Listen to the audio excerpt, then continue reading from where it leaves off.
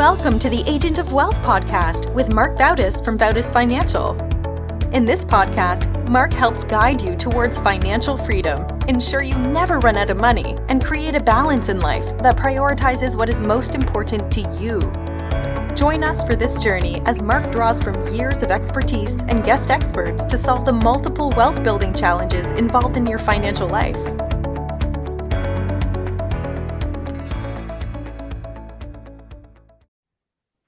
Welcome back to the Agent of Wealth. This is your host, Mark Bautis. Today, I'm joined by the Bautis Financial team for a book club discussion. If you've been following along, we've covered 15 books so far. But for those of you who are new to these episodes, let me explain how it works. Every few months, the Bautis Financial team picks a book that challenges us, inspires us, or teaches us something valuable. One of our 5 team members selects the book. This time it was Dylan's pick.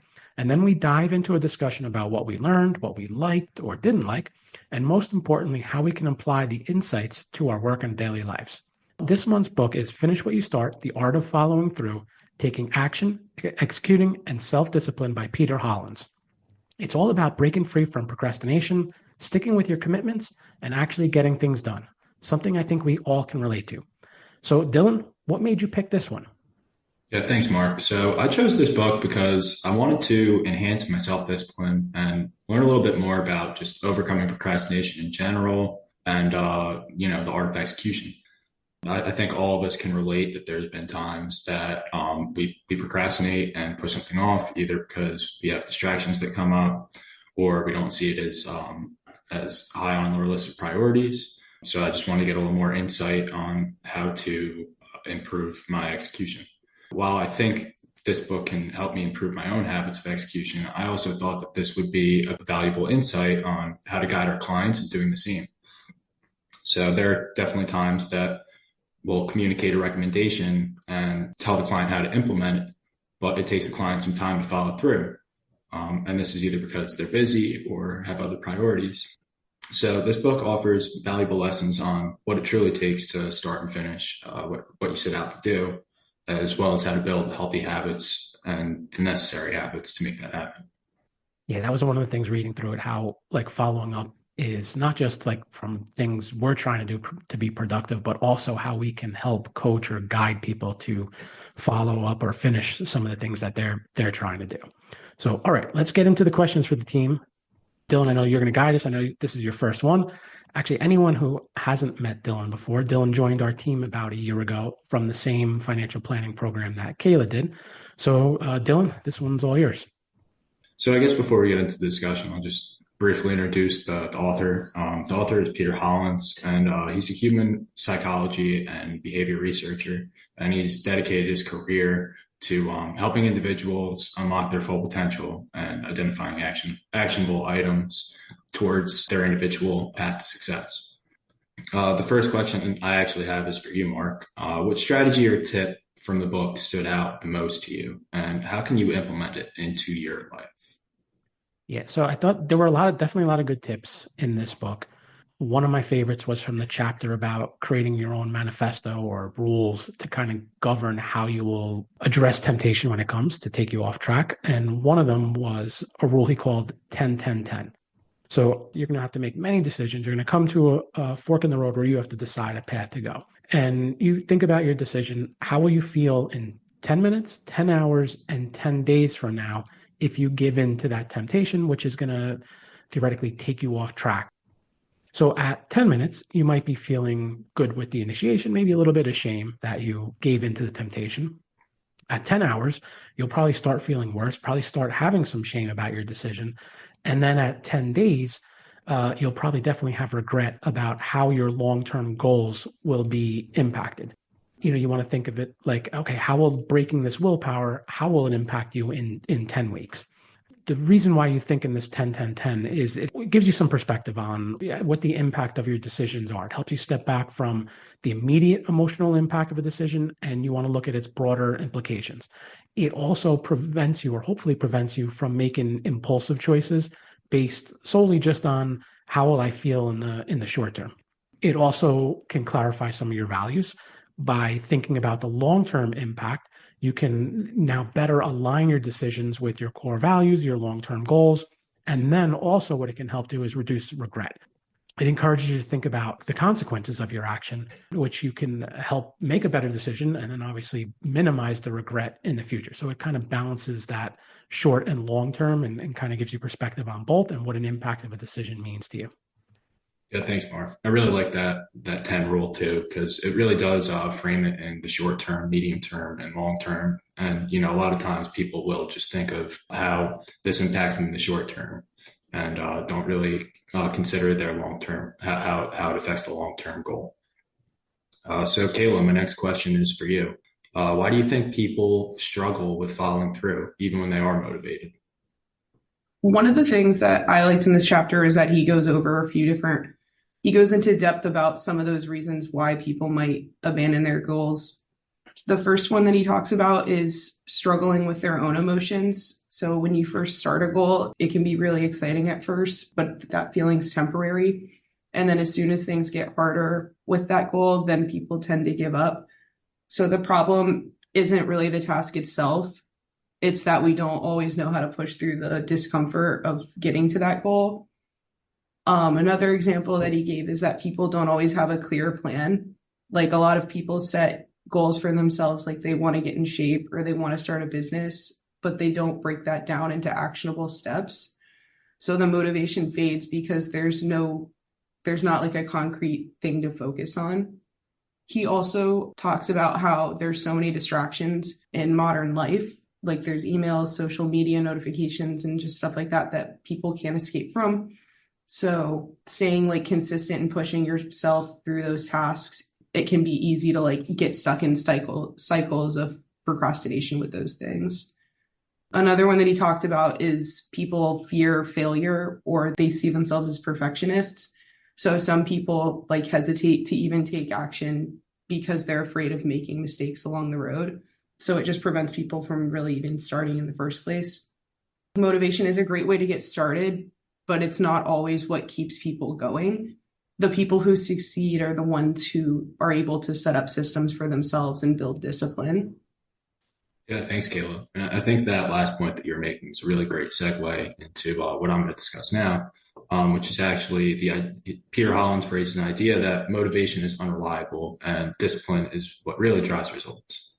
I always used to think that motivation alone was enough to accomplish something, but I've realized that discipline actually trumps motivation. You can build momentum with discipline and you can create consistent habits with discipline. And some reasons that motivation can be unreliable at times because it's not consistent. And there's many factors that can diminish someone's motivation. Some common examples are like your mood, your energy, the environment you're in, and those things can change on a day-to-day basis, which can make it difficult to stay motivated.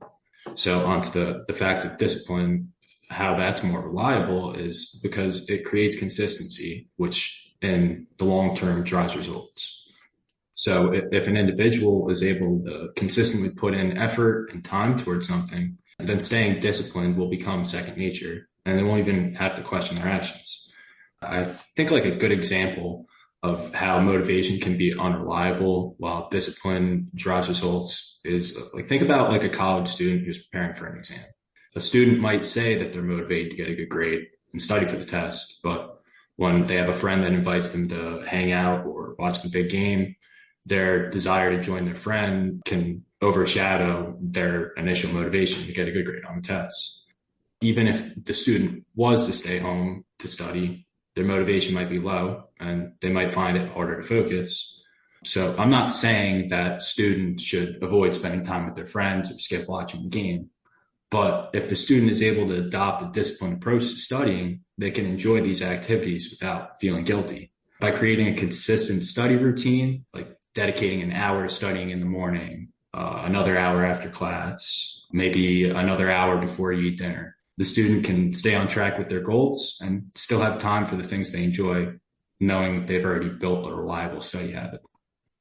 All right, so I'm going to turn it back to you, Mark. What small changes can someone make today to improve their follow through? Yeah, so one example that he gives in the book is start with the easiest task first.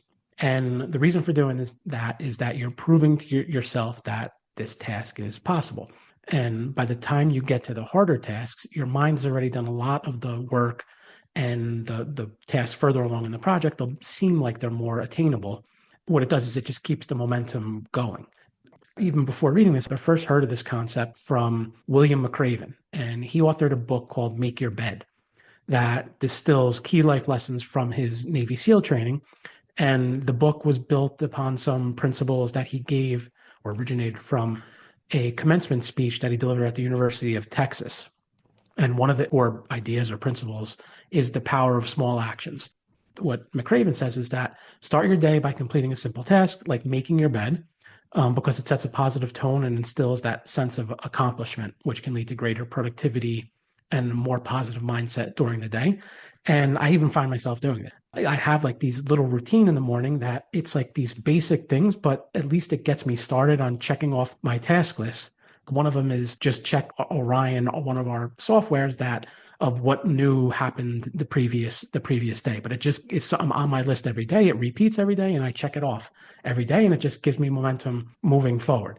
This actually contradicts another famous book called Eat the Frog by Brian Tracy. He actually talks about the complete opposite. No human wants to eat a frog, but that it's symbolic of doing the hardest, the thing you dread doing it first, because at that time your energy's at your highest, and once you get through that, everything else will snowball and move forward.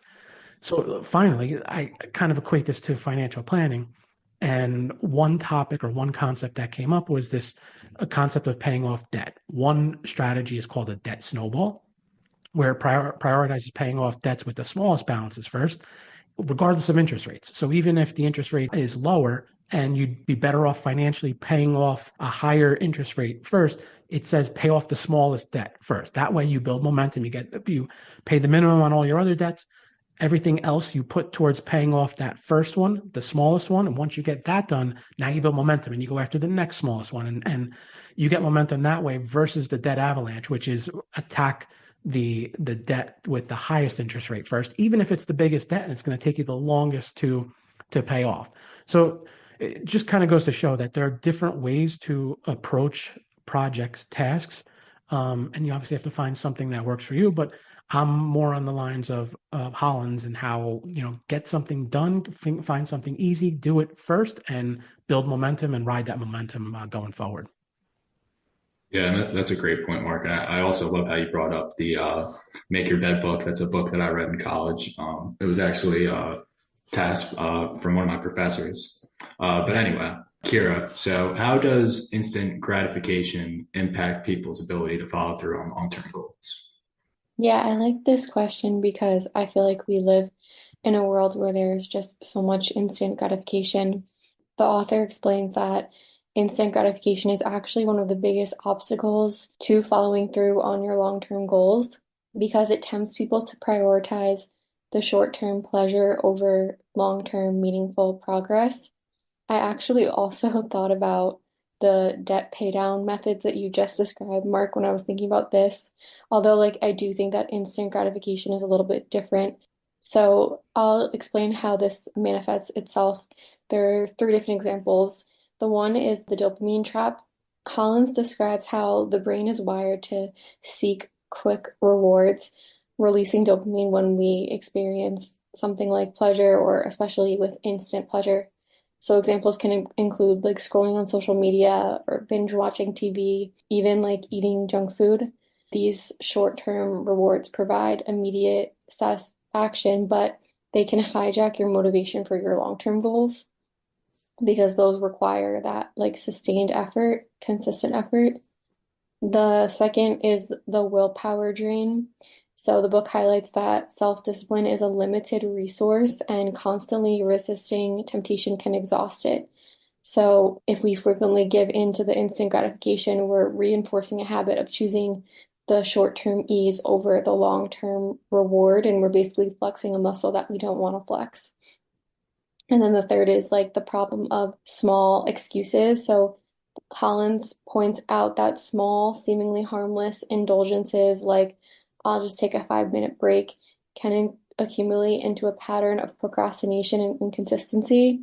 He used the example of fitness goals where if you skip just one workout, that can quickly snowball and turn into abandoning the entire plan.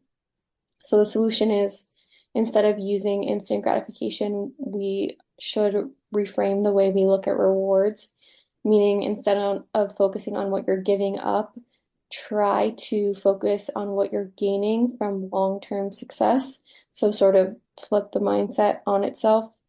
And then also a big part of the book actually is talking about like setting up those accountability partners, and how that can reduce the temptation of immediate rewards.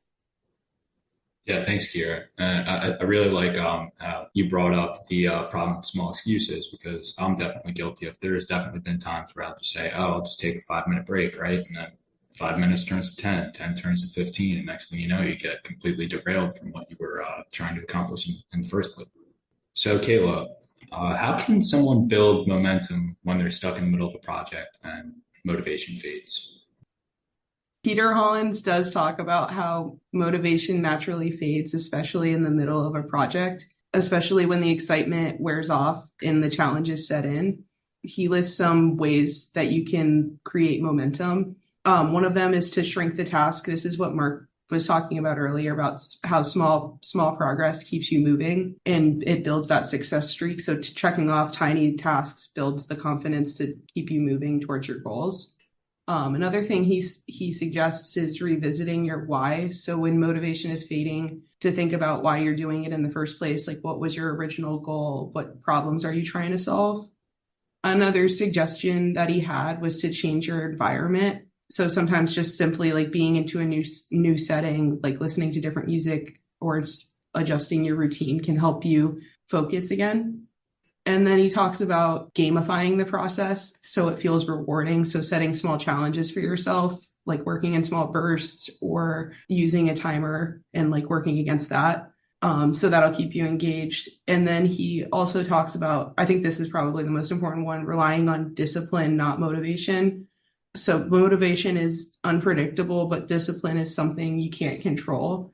So if you treat your project like a commitment, not just something you work on when you feel like it. And then another idea that he has is just start. He points out that just doing that action itself creates motivation. So instead of like waiting to feel ready, you just go do something. And he talks about how it's like the goal to make progress automatic rather than waiting to inspire it. If you're stuck, like don't overthink it, just start taking small actions and let the momentum build. Yeah, I totally agree. I think, a lot of times someone will delay just starting something, and, just taking the smallest action to start something can go a long way. John, how can leaders use these principles to improve execution on their teams? I'm starting to feel left out. Everyone's talking, and thanks for letting me join. So one of the things that really stood out to me was a section of the book. I forget which chapter it was, and he talks a lot about. He first talks about goals and setting goals and what we would consider bad goals. I think there's a dynamic there with goals that on one hand, you don't want to set them too high because that could be considered a bad goal. So if the mountain looks so high that you don't think you can climb it, you would disengage a lot earlier because you don't feel like you're making any progress. On the other hand, you set your goals too low and you're not really challenging yourself, right? So I think it's really important to really take a hard look at that and really, really, push the limits, but understand that your goals that you're setting for yourself or your team are important, because if you're feeling that way, they're going to feel that way, and they're kind of going through the day like, this guy's out of, whoever the leader is, this guy's out of his mind. It's never going to happen. But yeah, we'll work hard. He also talks about how like your environment, once you have those goals set, there's, I mean, you guys may touch on some of these things already, but maybe there's ways you could set some things up in the office that point to that goal, like help remind you of why you're something like sometimes throughout the day you're doing these mundane tasks, and just trying to understand, okay, coming back to center, you see that. He even talks about using smells, all the different senses of like, I don't really know how you would use smell and taste as often as visual, but I guess that the point is like you want to keep those things moving. Maybe have a sign up on your desk, or you have maybe a sign up in the office, and then have this goal and it's tied into it and kind of reminding you, hey, I know sometimes things are going to get tough, but this is why we're doing them. And then also actively get involved with understanding, time management, and just even at a high level. Maybe there's ways that you can work with your team on time blocking towards some of these things that we're working towards that are going to be, they sometimes I've heard of this, like, I forget exactly how the saying goes, but it's like, you want to sometimes, or most more times than most people do, you want to be working on the business and not in the business sometimes, so like having those time blocks where like, okay, how are we falling short on time management now? And what are some of those things that we need to do to try and be better, be more efficient? And sometimes that takes us, um, takes taking a step back and just looking at, okay, what are we doing, as opposed to just always being in a fire drill. This kind of goes hand in hand. The final point, is really goes hand in hand with bad goals and just creating like a manifesto and maybe putting those goals into something a little bit more detailed and just having, I almost feel like this is almost like a mission statement, like having those things that can make those goals kind of take on a life of its own and have a little bit more, like help everyone have a little bit more of an understanding of the direction of the team or the business as a whole. Yeah, thanks, John. I really like how you brought up the idea that of putting something up in the office or putting something up to remind you of the long-term goal, because there's definitely times where you're working towards something and your vision can get clouded and you don't necessarily see what the long-term picture is. But just having that reminder in front of you definitely makes it easier to work towards that goal. Next, I'm going to talk about how our environment influences our ability to finish what we start and how we can design it for success.